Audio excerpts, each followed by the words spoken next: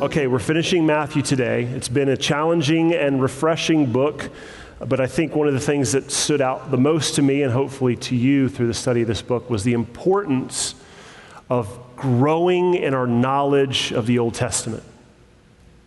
Matthew is huge on that. He wrote this book to Jewish Christians in the first century who were suffering persecution, and he just seasoned this entire book with prophecy, a lot of it from Isaiah.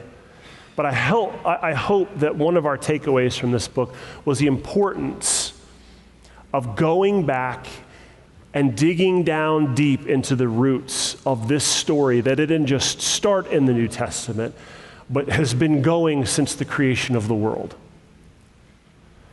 And then in order to fully appreciate the majesty of all the inner workings of what God is doing, it requires of us to go and study and learn and grow in things that we may not feel completely comfortable with, and that's okay. That you can have been walking with the Lord for 50 years and still need to grow, and that's okay. That's good. And you may have just been baptized like 2 months ago, and it's looking like there's a mountain to climb, and that's good and that's okay too. There is no end to the deep well that is our God. Amen? And that well runs very deep, way deeper than even the New Testament. That things in the Old Testament inform the New Testament in ways that we didn't even understand. And that is glorious. And I hope that that's one of the takeaways. But last week, while we've been going through this, we got up to Matthew 27, and I almost finished 27, that chapter, but I didn't. And then we got through the events of Jesus' death, the earthquake, the temple veil. But afterwards, a few of you came up with some questions about these specific three events. For a few of you were kind of chummy about it, and they said, you rolled through that stuff pretty quick. Perhaps you should slow down a little bit because you went over some pretty heavy stuff. And they're right. And so what I want to do is I want to go back today, and I want to read just a little section starting in verse 50. At the moment that Jesus cried out and yielded up his spirit, I don't want to start from there. So we went all the way up to like 54 last week, but I want to back up just briefly to 50 so we can touch on these important events one last time. I hope that's okay. If it's not, you can just surf Facebook for the next 10 minutes and then pick up when we're done.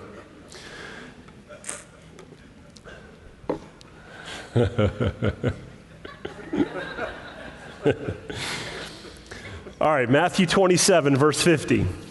It says this. It says, Jesus cried out again with a loud voice and yielded up his spirit.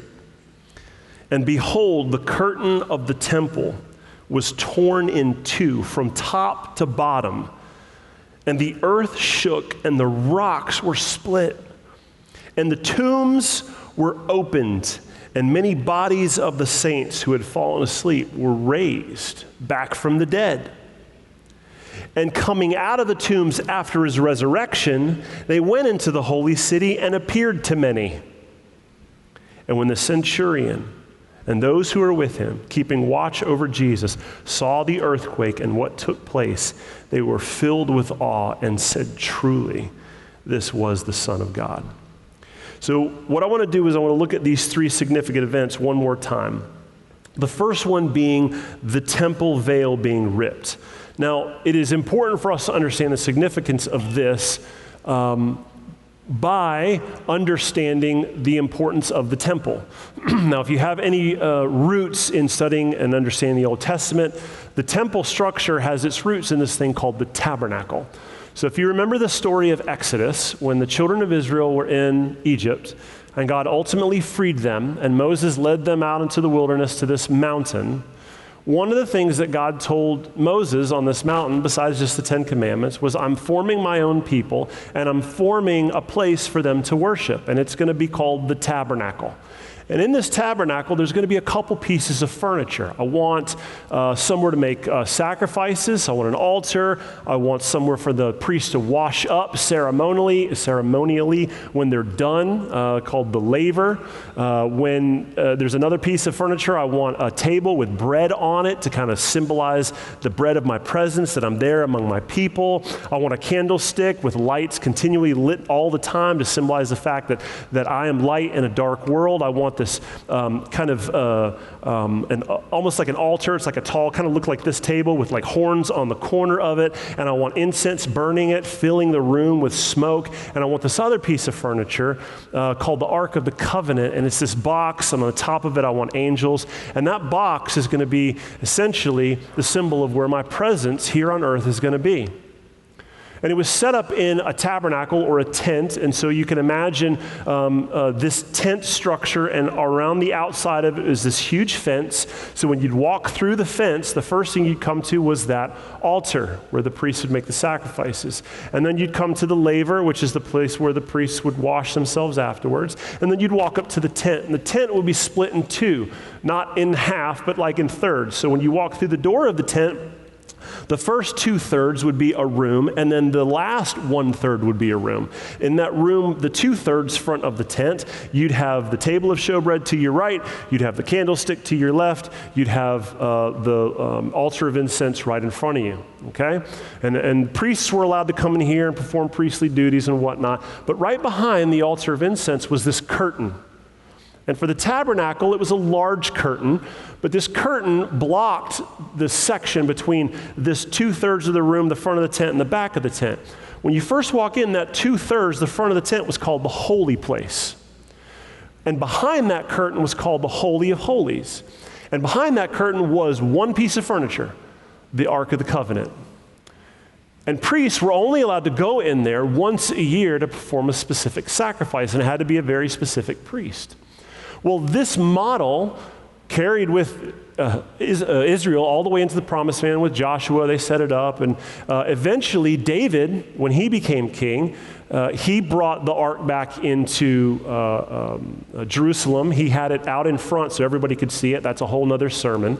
But after David died, his son Solomon took over, and Solomon built a temple for these pieces of furniture. So rather than a tabernacle of a tent, now it became this huge, massive structure, and it was gigantic. But it was still the same pieces of furniture.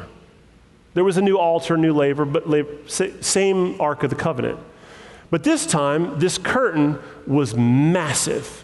And when I say massive, like I really mean massive. The curtain was 60 feet tall, it was 20 feet wide, and it was about as wide as the width of a man's hand, so about 4 inches thick.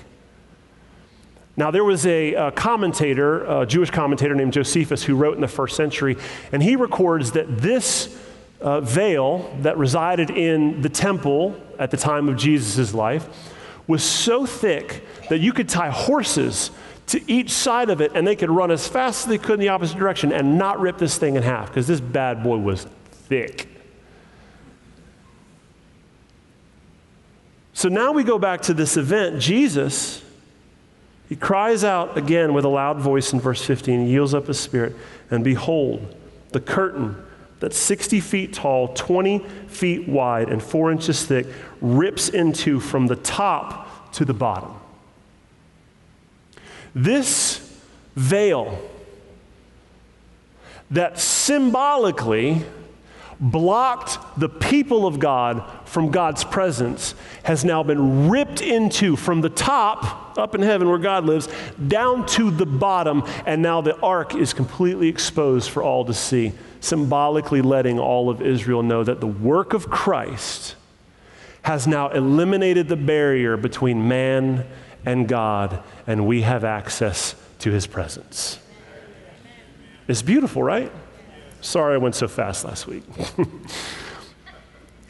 The next thing was the tombs. This earthquake shook the ground, and we're told that rocks were split in two and tombs were opened. Now, at this time, Jewish people didn't bury their dead in the ground. They put them in tombs. So they would carve out this area in the rock, and they had a whole way that they would do it, and they'd put the body in there, and they'd put rocks in front of it, and sometimes you'd kind of stand out, and you could see, like, it would look all flat, but as you'd be walking up, there'd be kind of this dip and this little walk down, and then there'd be like this rock, and then it could be moved, and then there's a tomb, and there's like tombs everywhere.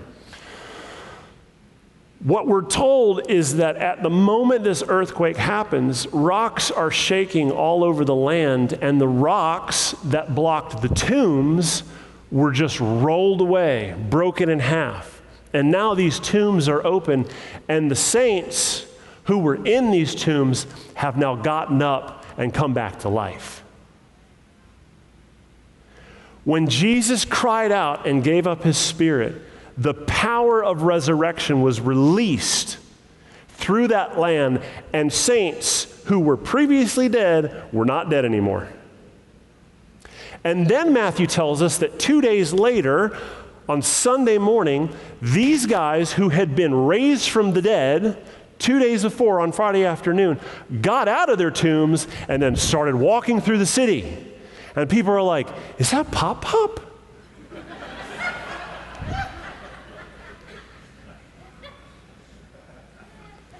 The work of Christ on the cross did twofold. It did two different things. First, it ripped the barrier between man and God, and it also released a dynamic new power through the land of Israel in a way that has not been seen ever before or ever since.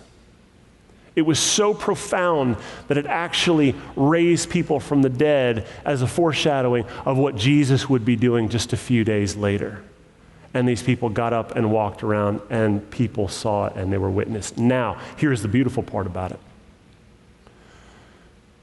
The veil being ripped, the earthquake, the sky getting dark, the people coming back from the dead. These soldiers who were not believers, who had been mocking and beating and making fun of Jesus, saw these events, and their reaction was, we were wrong. This guy was the Son of God. Now, it's not recorded here, but you can go back into early church writings, and you find out that a lot of these soldiers, they actually joined the early church and became Christians, which is marvelous. So what are we seeing about Jesus? That the work of Christ was strong enough to break the barrier between God and man. It was strong enough to raise the dead, and is still doing that today, and will also do that in the future. But those signs, the actual physical things that we saw him do, and that we are watching him do in the lives of believers now, is enough to shift the hearts of non-believers today. So what does the non-believer in this world need from the church? It's not good coffee. It's not shorter sermons about movies we watched. What they need from us desperately is changed lives. They need to see the earthquake that brings that dead man who is a lousy husband and a lousy father back to life. That's what they need to see. They need to see that they now have access to a holy God who loves them and gave his Son for them. That's what the world needs to see. So, the power of God that was working in these events was important for us. And it was important for the first century church because essentially it did one thing. It validated every single thing that Jesus said he would do. Non-believers need to see this stuff acting out in our lives, but for this moment, just focusing in on Jesus. Why is this important for us, and why was it important for the early church? Because it validated every single thing that Jesus said. And if he said this would happen, and this was a big thing, and it happened, then let's go back and look at all the other things he said and start trusting those things too. You following? So what did he say? This means that we can face trials and tribulations and be confident that he will return for us. It means that when he talked about the fact that when we're pure in heart, we shall see God, that we can live in a way that is pure in heart, and we can be promised that we will see God. That we're not just these goody two-shoes trying to do the right thing because it's the right thing to do. We're people who are being obedient to the Word of God because we're promised when we are, we will see God. We will see Him working in marvelous ways in our lives and in the lives of the people that we love. And I want to see that. And if that is predicated on me living a pure life, then I'll go ahead and live that pure life, not because it's a good thing to do, because I want to see Him working in my life. I want my eyes open. And I'm told that I can't have that unless I have a pure heart. So let's go ahead and have some pure hearts. If He says that He's not going to, if we're the kind of people who forsake our treasure in this world and that that's okay because we have a treasure in heaven, then we can go ahead and guarantee that we have a treasure in heaven. If He makes a promise that we can stop being afraid of death because He has conquered it, then when the world tells you that the greatest thing you have to fear is death from some pandemic, we just kind of stand back and say, well, if it's that or it's something else, we're all promised the same thing, and it just means I'm going to meet Him closer, or meet Him sooner. Now look, I understand. I'm not trying to be insensitive to us because a lot of us have lost loved ones through this pandemic. But there is one thing that our King has asked of us, and that is to stop being afraid of the one thing He gave His life to conquer.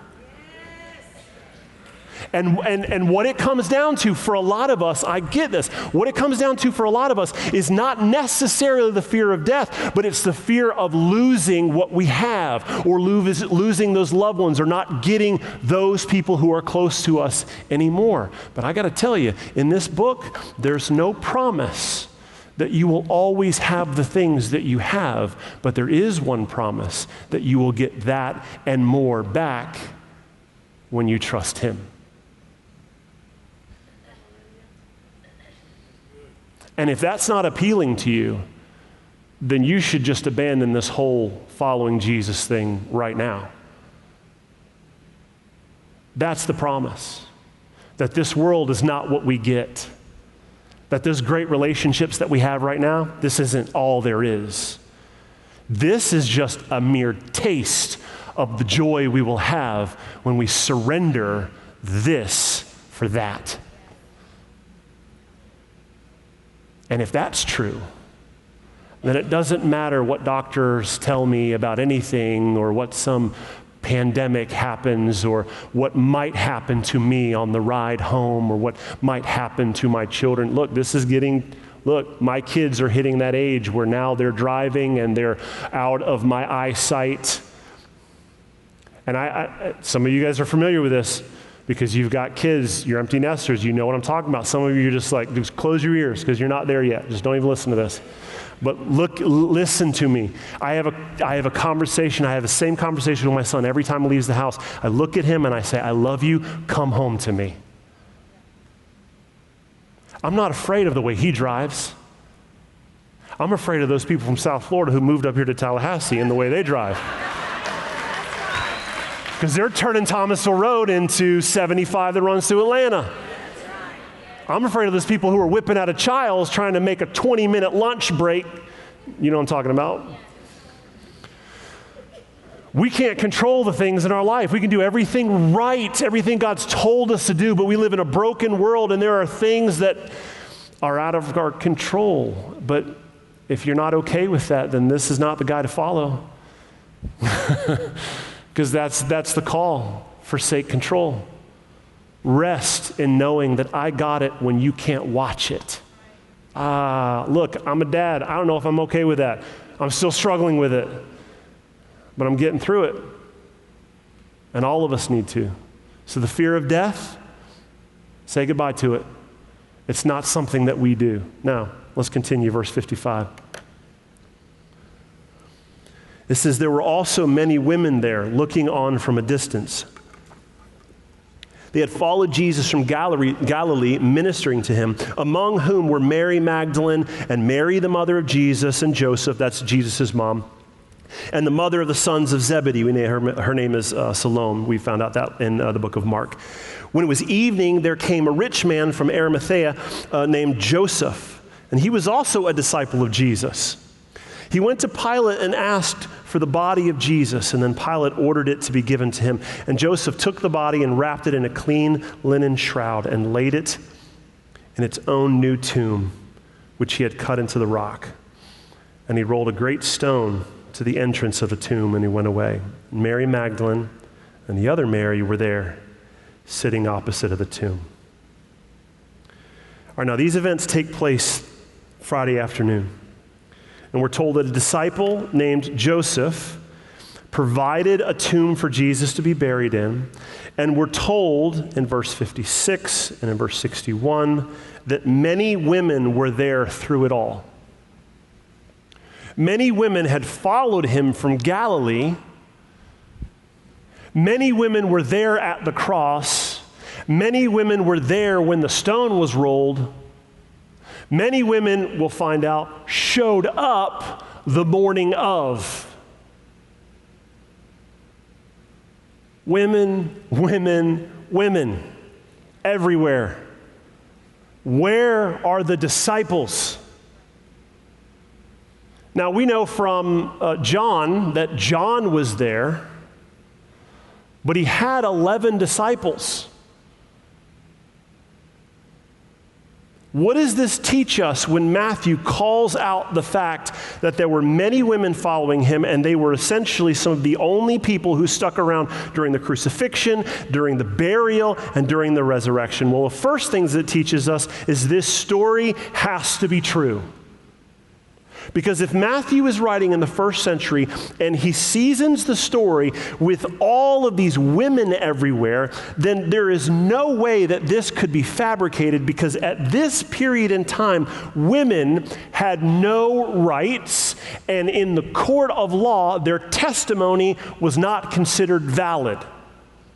A woman could not testify about anything as being true because they were viewed more as property than image bearers of God. So if Matthew is trying to make a case that Jesus did in fact die, that he was totally put into a tomb and then 3 days later rose from the grave, if you're going to fabricate a story, you don't fabricate it with people who their testimony cannot even be accounted in the court of law as witnesses.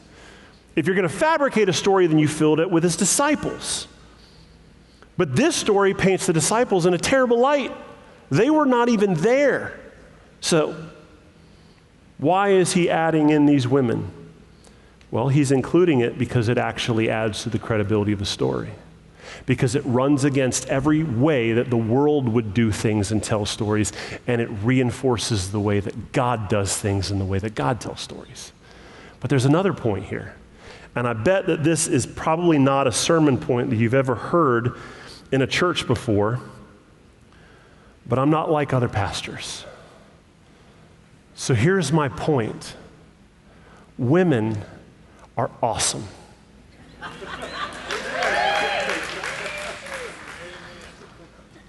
The Bible tells us that women are awesome. Why are women so awesome? They're awesome because they model compassion and understanding and emotion in a way that guys just want to hide it. It's not that we don't have it. Well, some of us don't. But most of us do, and we cope through it by hiding it. That's why the disciples weren't there, because they were overwhelmed with emotions and they went and hid and threw a pity party. Now, I'm being a little hard on them, but it's not like they weren't told this was going to happen. These women had compassion in a way that the guys like to hide it, but also they understand the value of being present in dangerous situations, and not just dangerous situations, but sad and sorrowful situations without the need to fix something. You know what I'm talking about, guys? If we start sharing our feelings, the end goal to that conversation is something's getting fixed. It may not be what we talked about, it may be the truck, but something is getting fixed when we're done talking about our problems. But sometimes there's a moment of grief and loss that is so deep in our souls, it can't be fixed. You just have to sit in it. And what you need most is not somebody trying to fix it, it's somebody just listening. And sometimes you don't even need them to listen because you don't want to talk. You just need them there. And there is value in being present without doing something. And women understand that. Now, why is it that women seem to have this spiritual connection that oftentimes guys don't? If you look at the cross-section of the American church, by and large, women are doing most of the ministry work. Most guys in most churches are asleep during the sermon, during the week, in their lives. They have been lulled to sleep by what I like calling the nothing, giving themselves to nothing of value. And when it comes time to treasure the thing that matters most, they can't because they're asleep. Why is it that it seems that there is some kind of innate connection within women? Why are they here and why are the disciples gone? I have no biblical basis for this, but I have a hypothesis. And here's my hypothesis. It is rooted in the way that women were created. God created man by bending down, forming the dirt. And God created woman by removing a rib from man and fashioning her out of the rib. The rib is the bone that protects the heart. That's its only job. And I have no scriptural basis for this, but I have a working hypothesis that one of the reasons why, ladies, you just know how to pray, how to connect. There's just a connection there that I can't explain. I think it's because of the way that you were formed. You were formed from the very substance. Deep in you, you have this desire to protect because that is what you were formed from, and that is what you do best. So why am I bringing this up? Why am I just dancing all over the modern idea of there is no genders and everything's fluid? Why am I being so concrete in the idea that biblically there is a difference between men and women? Because I think it's important for us men to look to wives, to mothers, to sisters, to daughters in a way that cherishes them and doesn't feel like they are being a burden to us. That values and listens to them rather than beating our fists trying to get them to do what we want them to do. In our homes, in culture. As men, because of the way we were made, there's this leadership thing inside of us where a lot of times we feel like, look, this train would just run a whole lot smoother if you just did what I told you to do. Dads, husbands, you know what I'm talking about. When it comes down to it, God is allowing those things in your life to not run the way you want them to because there's some things in you that need to be changed. And guess where you will learn that from? By treasuring the companion that your God has given you. Amen? Some of you are like, I'm not going to amen that. I don't like that. Let's move on. What's next? It's all right. You can run to the altar at the end. Verse 62, it says, the next day, that is after the day of preparation, so now we're on Saturday, the chief priests and the Pharisees gathered before Pilate and said, Sir, we remember how that impostor said while he was still alive, after 3 days I will rise. Therefore, order the tomb to be made secure until the third day, lest his disciples go and steal him away and tell the people he has risen from the dead. And the last fraud will be worse than the first. And Pilate said to them, you have a guard of soldiers, go make it as secure as you can. So they went and made the tomb as secure by sealing the stone and setting a guard. So on Saturday, the chief priests are still continuing to plot and scheme against Jesus because they didn't want the people thinking that Jesus did what he said he did when actually the disciples went and stole the body. But the irony of the situation is that not one single disciple is in the emotional state to steal anything. They're not stealing anything. They are overwhelmed with grief. But the other irony here is that the chief priests acted on the resurrection in a way that the apostles did not, which is so fascinating to me. So everybody, even the people who didn't believe, knew Jesus was regularly saying, I'm going to die and come back from the grave 3 days later. Even the chief priests knew that he was saying this. So if the chief priests knew that and took some action on it, but the disciples knew the same information but did not take any action on it, how do we reconcile that? Why did the disciples not act? Well, we know from the book of Mark that the reason why they didn't act was because they didn't believe. That next day that he rose, we're told that evening, he showed up to the disciples who were sitting around in the room, and he rebuked them for their unbelief and their hardness of heart. So we know that they had unbelieving hearts, but we also know that they were overwhelmed with grief and loss. And it was starting to splinter some of them to the point that Jesus showed up on the road to Emmaus to two of the disciples who were not with the rest of the guys. So things are kind of splintered and they're being overwhelmed with grief and loss. And I think this is an important lesson for us. Because Jesus made it clear multiple times, I'm going to die and I'm going to come back from the dead. This truth that he said from his mouth was designed to inform the actions of the disciples. I want you to trust me. It's going to be painful. You're going to watch me die, but I'm telling you, I'm coming back, so be there. Trust me. This is going to happen. So I'm telling you this truth so that your actions and how you make decisions will be informed off of this decision. But here's the thing. They had the truth, but their actions weren't informed by the truth. Their actions were informed by their emotions. You see where I'm going with this? They were overwhelmed with grief, and because they felt so sad, legitimately so, but because they felt so bad, they made a choice about their lives that was different than the choice they should have made if it was based off of truth. And this is the point we're trying to go with today. Truth is meant to guide our choices, not your emotions.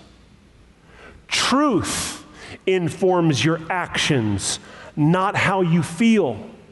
What God has said informs what we do, not how we feel. It's incredibly easy in this day and age to let our emotions drive our decisions, but that as a people of faith is not what we do.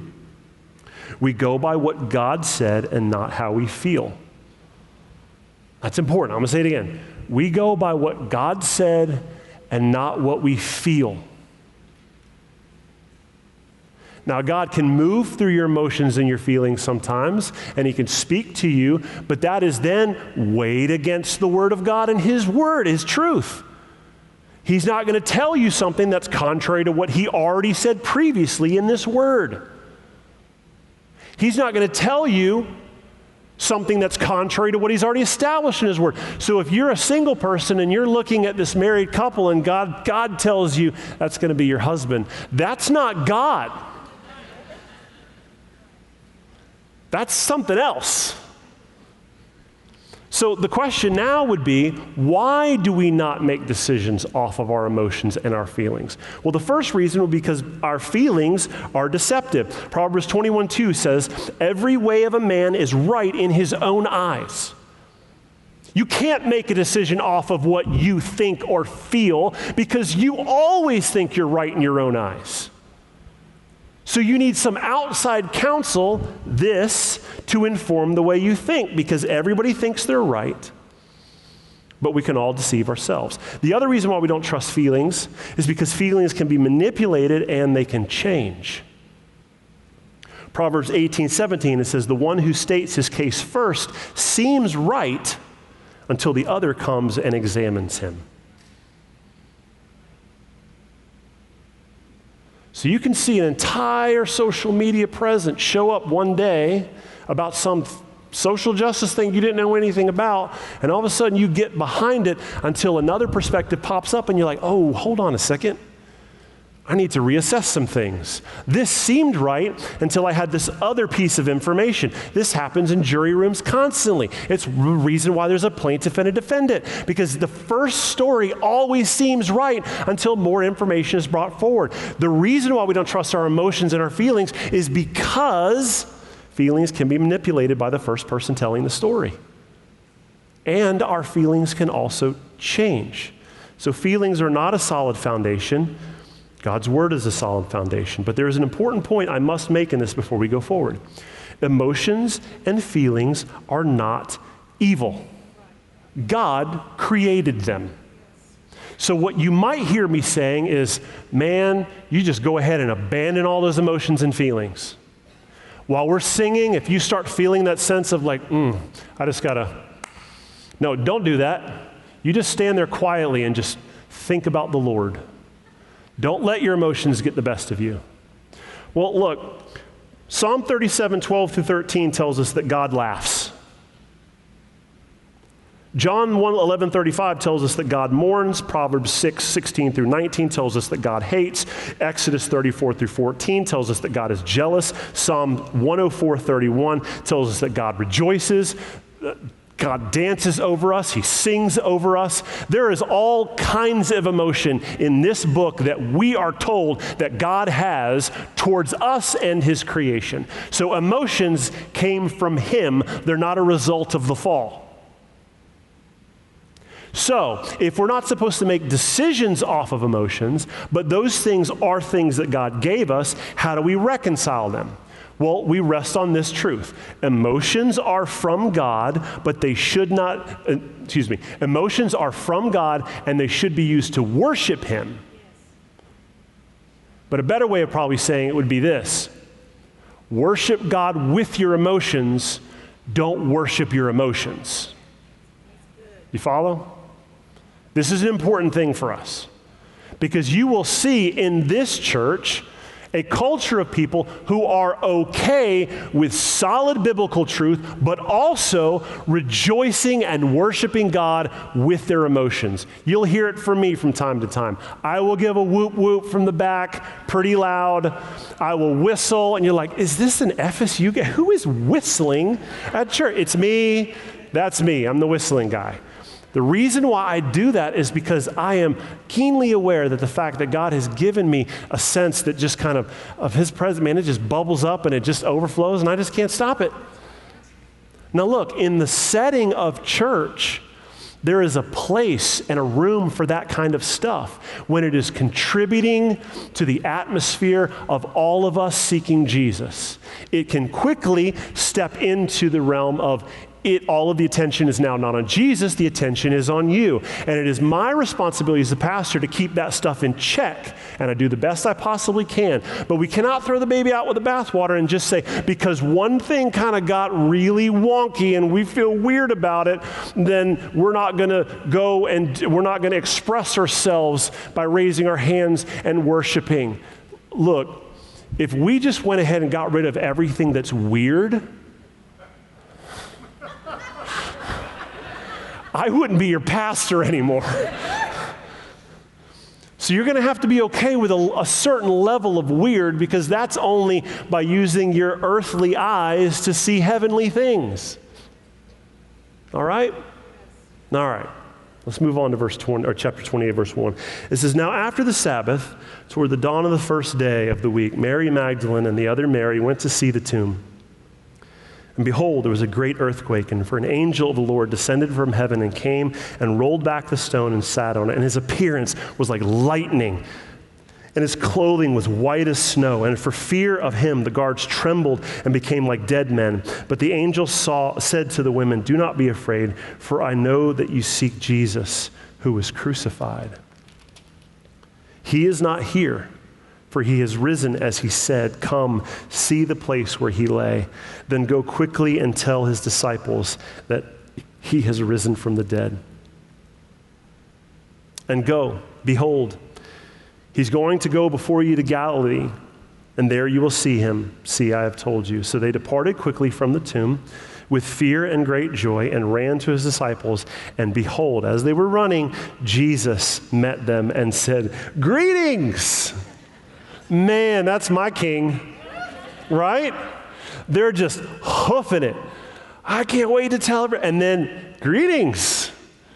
Jesus is there. And they came up and took a hold of his feet and they worshiped him. And Jesus said to them, do not be afraid. Go and tell my brothers to go to Galilee, and there they will see me. So early Sunday morning, the women returned to the tomb. The earthquake, stone rolled back. The soldiers are laying there like dead men. The angel appears.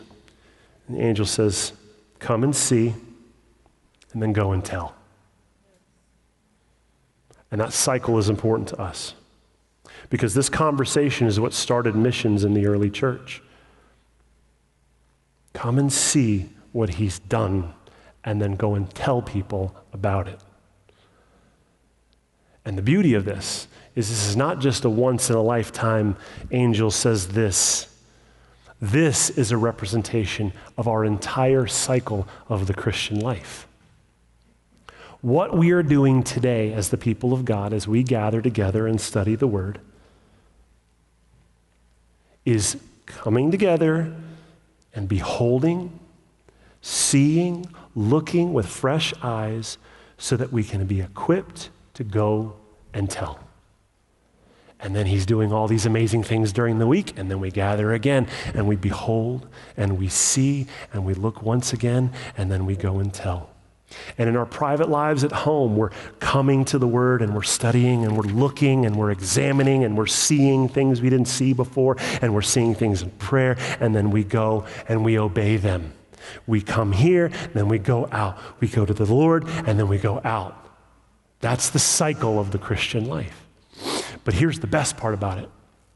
What happens when you get your life deeply entrenched in the come and see and then go and tell? In the process of coming to see and going to tell, guess who shows up on the way? Jesus. Guess who shows up in the middle of you coming to see and then going to tell? Jesus.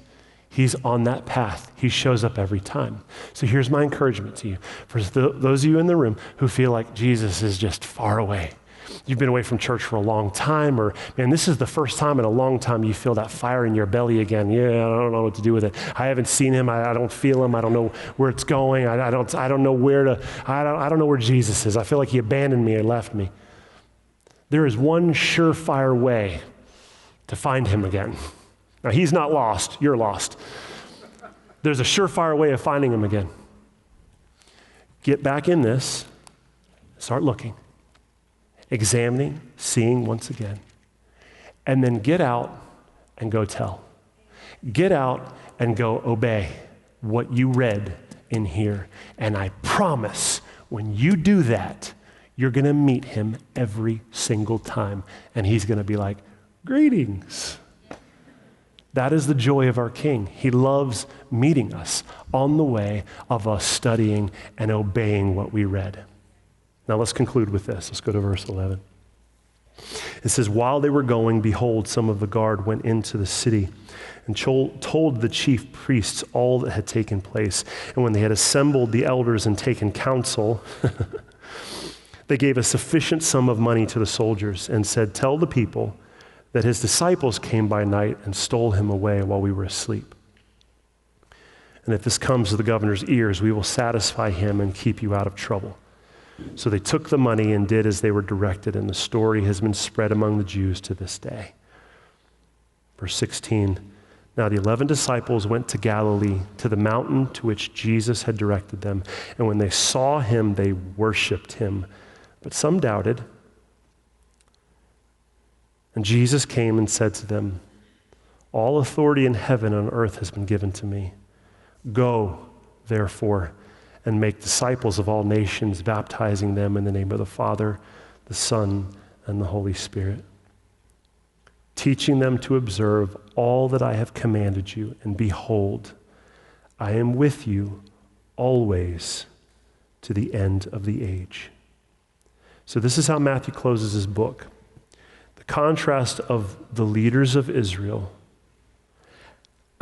and the disciples of Jesus. As we leave Jerusalem, what do we find? The place of worship for God's people. What do we find happening there? We find more scheming and plotting and paying people off and lies. And so God calls his disciples out of there. Leave there and let's go back to where it all began in Galilee, and I will meet you there. And when he meets them there, he talks to them and he gives them this powerful promise. He tells them, he gives them a command, go therefore, but he gives them this promise with the command, as you go, I will be with you always to the end of the age. Now, my question today is, if God is saying that if our responsibility is to spread the kingdom and he will be with us to the end of the age, have we come to the end of the age yet? No. It is not the end of the age yet. Therefore, this promise still holds. Meaning that as we finish this book, the very last promise that Matthew leaves with us is that God is with you. Now, what does that mean? That means to the family who has gotten just terrible news, financially or medically, God is with you. He has not abandoned you. And what you need most is not a way out. What you need is to rest in the way he's going to lead you out. As you walk through the valley of the shadow of death, you can fear no evil because he is with you. For the teenager who feels like they're all alone, for the empty nester or the retiree who feels like they look back on their life and they feel like they've got nothing but regret, for the single mom trying to raise 3 kids, I have one word of encouragement from you, and it comes from Matthew 20. The Lord is with you. Jesus is with you. Now that brings comfort, but it also creates some tension. Because for some of you, that is exactly what you needed to hear. I'm not alone. There is value in not finding answers to my problems. Sometimes there is value in just sitting with the one that I love and knowing he is with me through it. I don't need my problems fixed as much as I need to know that I'm not alone. But for some of you, this creates some tension because if you are honest, that's not enough. Knowing that Jesus is with you is not enough. And it's not enough because this world is too much. It's not enough because you feel owed answers that you don't have right now. It's not enough because you need just a little more. It's not enough for him to just be with you and for you to rest in that, because you have to put your hands on the wheel and control the outcome of what's next. And for those of you in the first camp, that is enough, I pray that you rest in that this week. But for those of you that is not enough, I pray as your pastor that you get no rest, that you are burdened by it, that you are kept up at night, that this works you over in a way that nothing has ever worked you over before. Because I'm telling you that until you get to the place where you treasure nothing in this world but him, you will never feel right. And the greatest gift God could have given you is this trial you're facing right now. So if he's not enough, fall on your knees and ask him to become enough. Let's pray.